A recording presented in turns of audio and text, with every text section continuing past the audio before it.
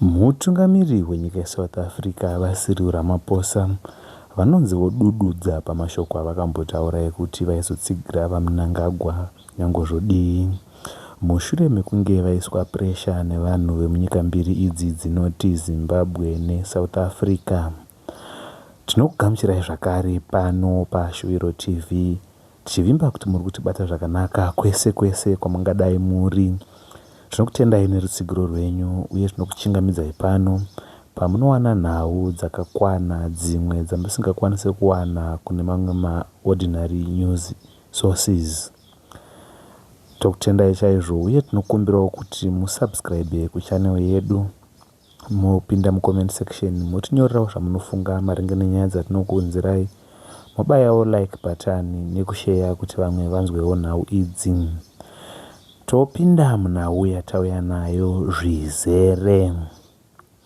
Mutungamiri wenyika yeSouth Africa Cyril Ramaphosa vanonzi voudza vaMnangagwa kuti vambomira kufambisa nhaurwa dzeConstitutional Amendment Bill No 3 asi vaprioritize kuchengetedza uye kuedza kuumba ukama hwavo nemutevedzeri wavo vaChiwenga. Izvi zvataurwa zvichitevera kushanya kwakamboita vaRamaphosa muZimbabwe mazuva mashoma akapfuura, apo vakasiya vataura mashoko ekuti vaizotsigira vaMnangagwa pazvisungo zvese zvine chekuita neConstitutional Amendment Bill No 3 uye kuramba vachikudza nguva yavo yekutonga beyond 2028 apo pari kutarisirwa kupera temu yavo. VaRamaphosa vainge vakati vaizotsigira vaMnangagwa kana vanhu vakangoindosa chete Constitutional Amendment Bill No 3.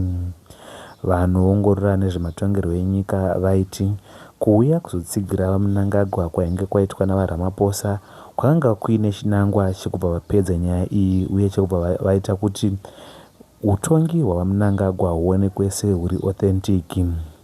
Asi kubva pavakadzokera vanhu vange vachitaura uye mazwi evanhu anzwikwa navaRamaphosa. VemuZimbabwe vakaonesawo vaRamaphosa nezvematambudziko anosangana nevanhu under the rulership of Emmerson Mnangagwa, uyewo vakatobva vapa umbowo hwekuti vanhu vanga variko kuPreecab Farm musi wakauya vaRamaphosa vamwe vacho ndo vari kususpectwa sevanhu vanopedza upfumi hwenyika vachisiya vanhu vachitambudzika. Panguva imwe chete iyoyo vaRamaphosa vakazobvunzwawo nevanhu vekunyika kwavo kuti vataure pachena kuti sei chaizvo vanga vauya kuZimbabwe uye kuti ko sei vasiri kuda kuti maZimbabweans agadzirise nyaya dzavo vega, izvo zvakavapa kuti vazofunga patsva.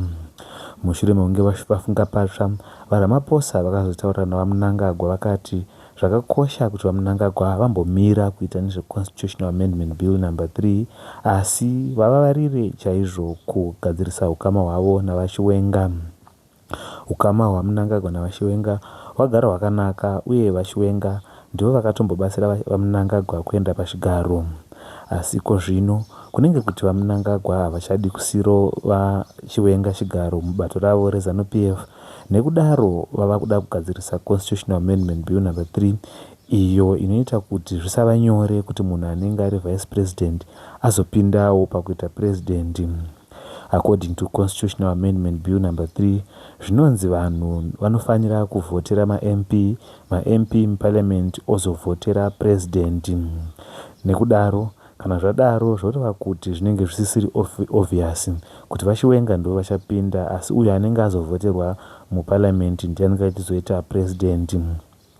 Saka makakatanwa ari pakati pavaMnangagwa navaChiwenga, vaChiwenga vari kuti constitution ngaisiwe yakadaro, ukuwo vaMnangagwa vari kuda kuti iamendwe, izvo zvichazovapa mukana wekuti vaite mamwe makore maviri pamusoro pemakore avagara vainawo.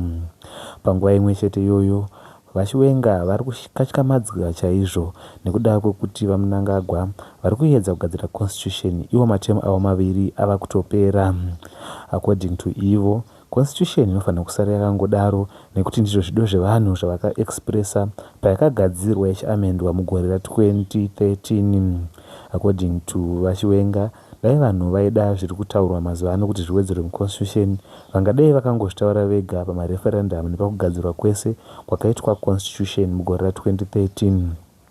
Saka vaRamaphosa vakurudzira kuti pave nekubatana pakati pevarume ava vaviri, chinova chinhu chinonetsa kunzwisisa kuti zvichaitika here, nekuda kwekuti makakatanwa netensheni iri mubato rinotonga asvika panguva yakaoma yekuti zvinogona kunetsa kuti vaviri ava vakwanise kunzwanana kana kudyidzana.